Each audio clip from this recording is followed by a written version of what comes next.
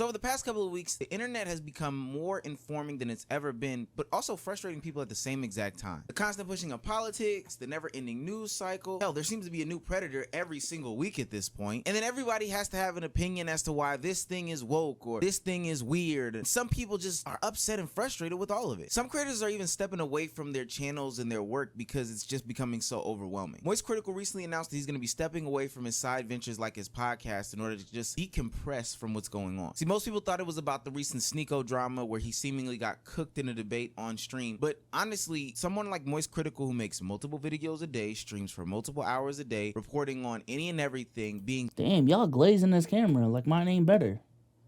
This is crazy.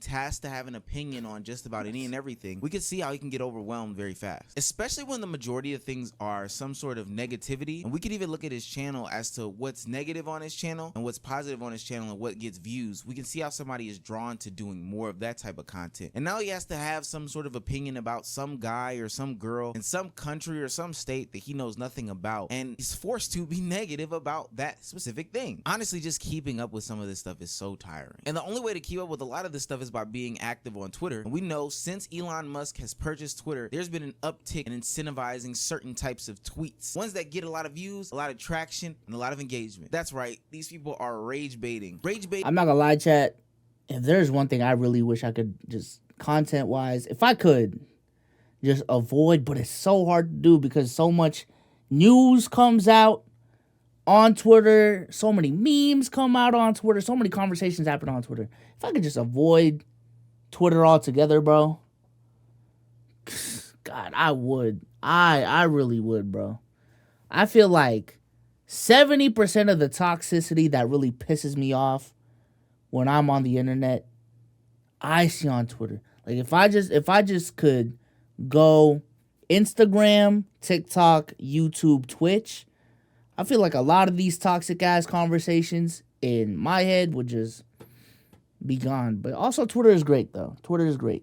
But and engagement farming is through the roof now that Elon Musk has taken over Twitter and added some sort of financial benefits to the platform. What's rarely ever talked about is how good those financial gains are. Trust me, these things are like less than $1 sandwich at McDonald's, but people love to get their shit off, so they're going to continue to do it. And it's crazy how on Twitter every single conversation becomes over politicized. Like you can't even give an opinion about Caitlin Clark and WNBA basketball or LeBron James and NBA basketball without somebody coming into the comment section and saying, hey, China's going crazy, or Caitlin Clark is a right-wing puppet. We couldn't even have Aiden Ross come back to the forefront of the mainstream media without people turning this thing into politics. Hell, he even turned it to politics. I think Kamala Harris is the worst president candidate ever being able to run. All your guys' parents and stuff that basically, or any friends around you that want her to win, they're brainwashed by the... My thing is, if Aiden wants to talk about politics on his platform, I don't have a problem with that. Would it be preferable? No, because I don't think he's informed. But at the end of the day, it's his platform. He can do whatever the fuck he wants. My problem with a lot of this is the counter pressure on other creators to do shit. For example, Aiden has Donald Trump on his stream. The counter pressure on Kai to do a Kamala Harris stream just because Aiden did a stream was weird. Why is Kai now all of a sudden, just because Aiden did it, because y'all weren't saying this beforehand, now Kai's not even entitled. Because I've seen some tweets on some, man, I don't know why you don't care about this, Kai. Like, this is so disappointing. Like, nah, bro. Like, if Kai was gonna do politics on his channel, that gotta be something he truly wants to do. And if he wants to have Kamala Harris on his stream, that is fine by me. Obviously, I can't even control his platform, so even that doesn't matter, but that's fine by me. But y'all saying and putting these, labels on Kai just because he doesn't want to do it, he's irresponsible now, he's not using his platform for good. Bro, that's just weak as fuck. And another example would be the pressure Ludwig was having on his channel to report on certain shit as soon as possible. Because we reacted to certain shit on stream chat where people were going at Ludwig for not making a video within 24 hours of shit happening, but on other videos he did that. Like, yo, what the fuck? That shit is weird. That shit is weird. We had the worst day in stock market history today. Do your math, bro. Look who's in office right now. If you guys are basically gonna trap yourselves and limit yourselves to working this fucking matrix 9 to 5, you guys want to stay in that forever, then yeah, vote Kamala. But if you guys want to fucking be entrepreneurs and make something and be your own boss one day, and you guys want to strive to be owners of businesses and stuff, you're gonna have to vote Trump. You can go to the store and try to buy a pack of grapes. It's $10 for grapes. A bottle of water is $4 at a fucking gas station. Mind you, this is somebody who thought that $100,000 was an average salary. So the average salary is what, like $100,000? What? Did you just hear this motherfucker? What's the average salary? Probably like what, 20, 30K? Are you fucking crazy? What's the average salary of a human being? Bro. Aiden Ross for president. It's funny because we can't even have the simple enjoyments of life or even... I'm saying, when I heard Aiden talking about, man,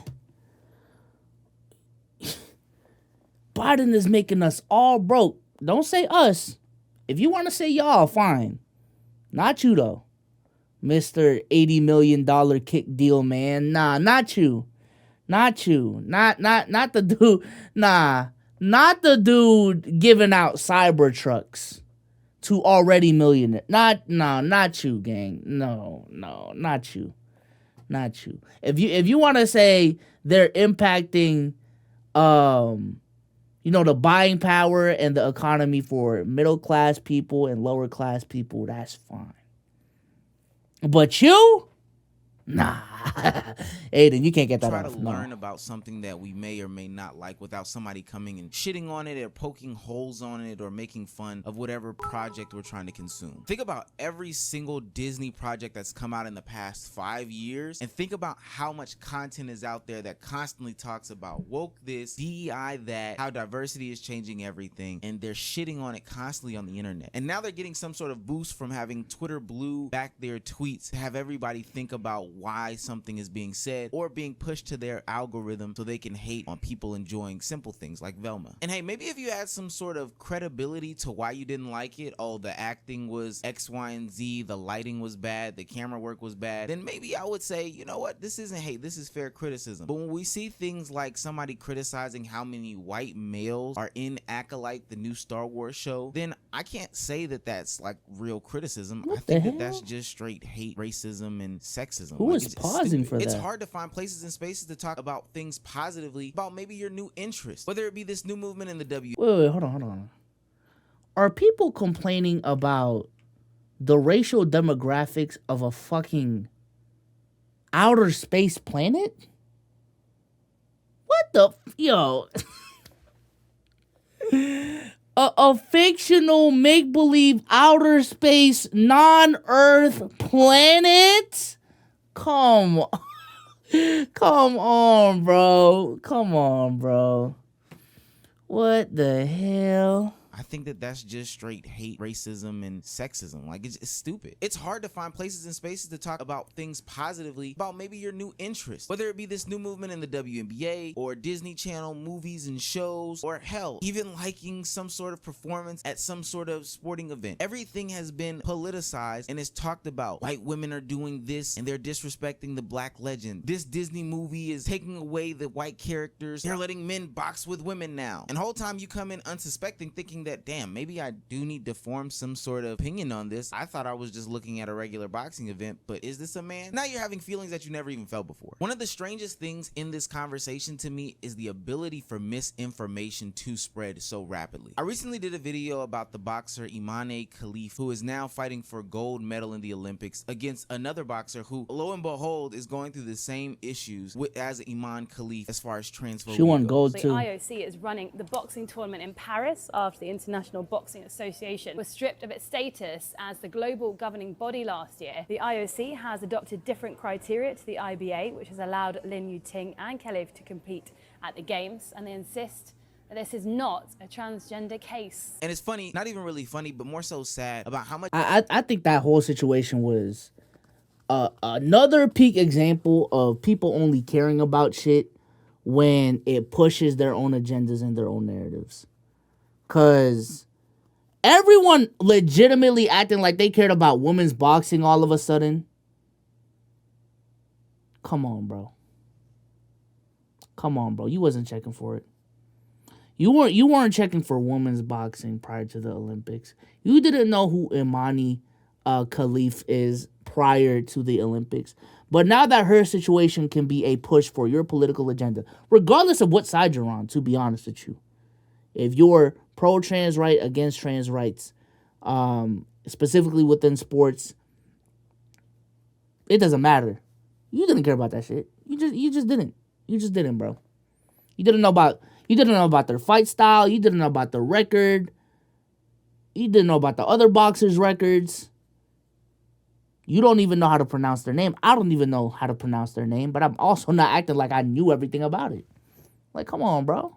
Much misinformation went on in that whole situation. There were people in the comments of the video that I made that were talking about her test and what they came out to be, but yet no one could ever provide any sort of test. And let me point this out. I only had one person recant their statements and say that they were misinformed. One of the biggest misinformation problems is the fact that people can't even just concede to being misinformed or retroactively apologize about being misinformed. I asked to present those documents and then I get ghosted from a conversation in which this person was responding every 30 seconds. But even if you want to get less serious about the negativity on the internet, from transphobia down to just straight hate, when Noah Lyles was about to run the 100-meter dash, people remember the comments that he made last year about the NBA champions. And so the American public galvanized on the internet and sat around to watch one of our greatest athletes in the world take on the rest of the world. Not necessarily because they wanted him to win, truly to see him fail, so then we could take to the internet and then shit on him for not being a world champion or fastest man alive. And it's things like this, all this mass hate in the world, that gets creators like Ludwig to now, mind you.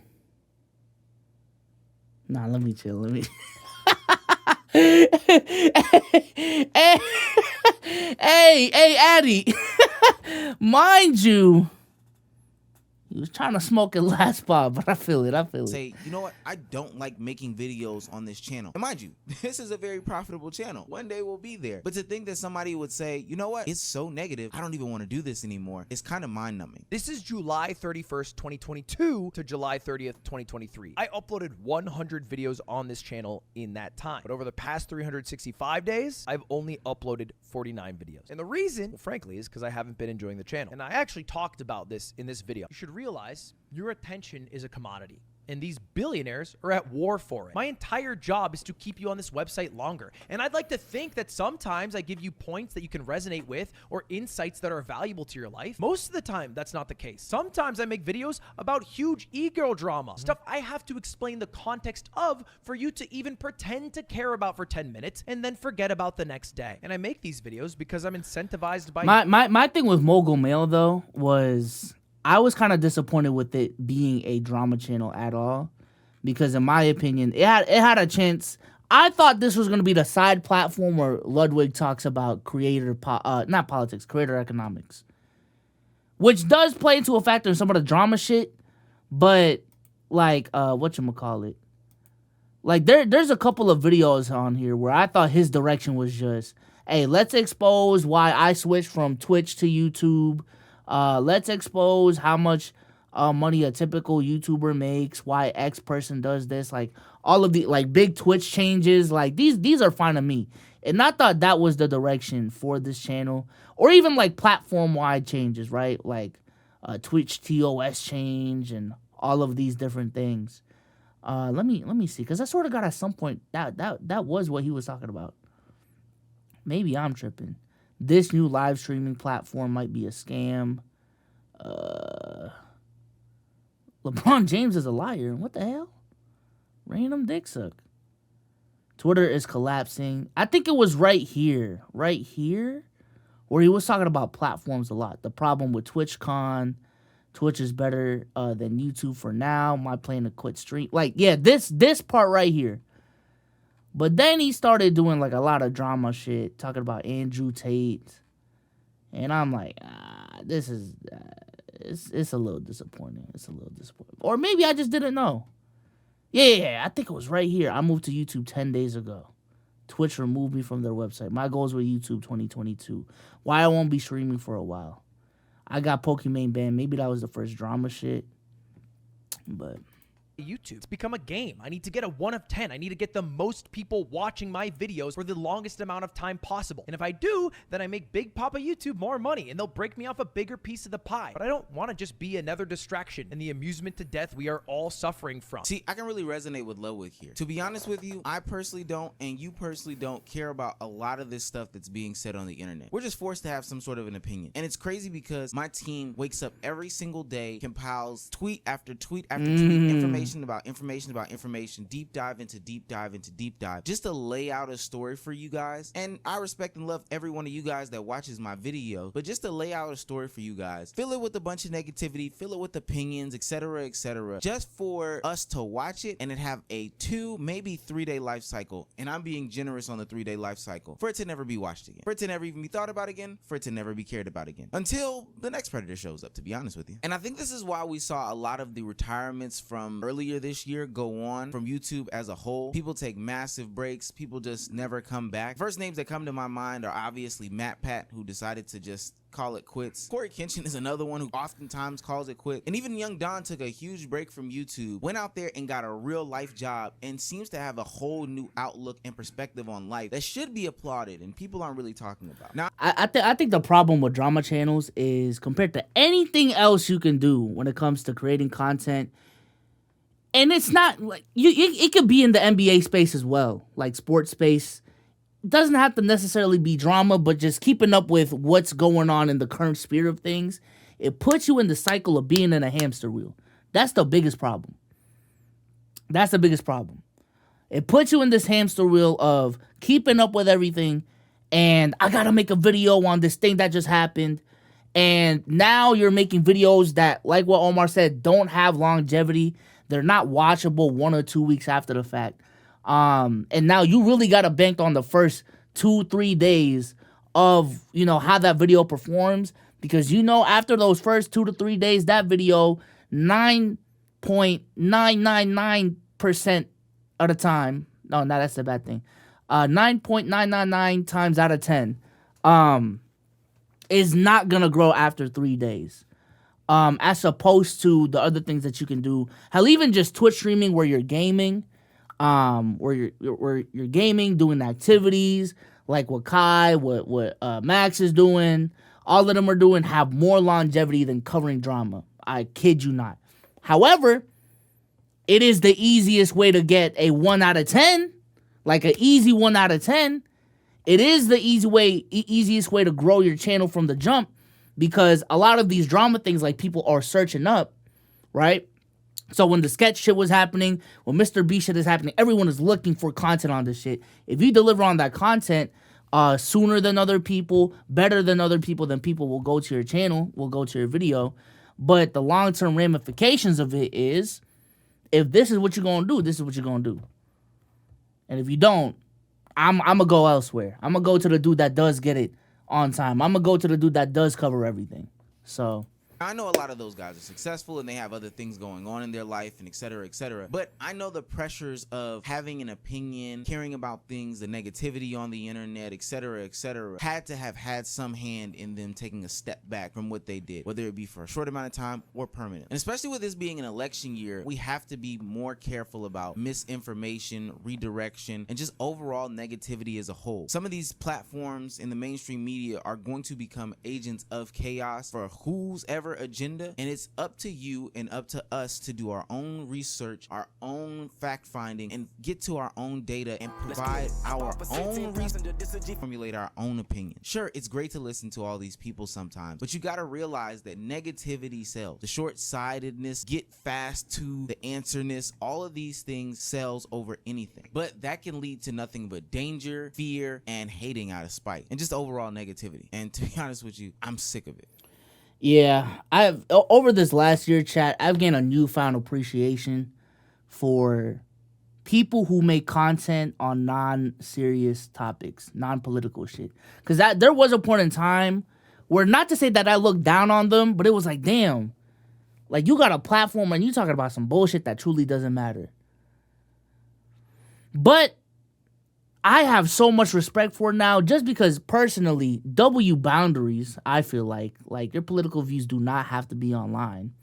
And second of all, bro, I truly do think it is harder to grow a platform where you're not just doing negative shit, talking about like drama farming, and coming up with ideas that don't rely on you shitting on people to grow on YouTube. You know what I'm saying? So whether that's you making music videos, whether that's you making NBA videos, whether that's you making animation videos, gaming, like making gaming work, especially in 2024. You know what I'm saying? Like how AMP makes their main channel videos. Like, obviously they're just doing games and shit, but the pocket of people just making fun content for it's necessary, bro. And I do respect like Kai standing on the fact that stop forcing me to do politics. I don't want to do politics. I don't want to be involved with politics, at least at this point in my life. Stop trying to force it. I just want to go on here, have fun with my community, play games, chill, hop off, and then the rest of my day is the rest of my day. Like, I respect Kai for standing on that multiple times, because Sneeko tried to press him one time about it, and he still stood on business back then. But nevertheless, W video, man, W video. I wouldn't say fuck politics, but it easily gets annoying. I ain't gonna lie.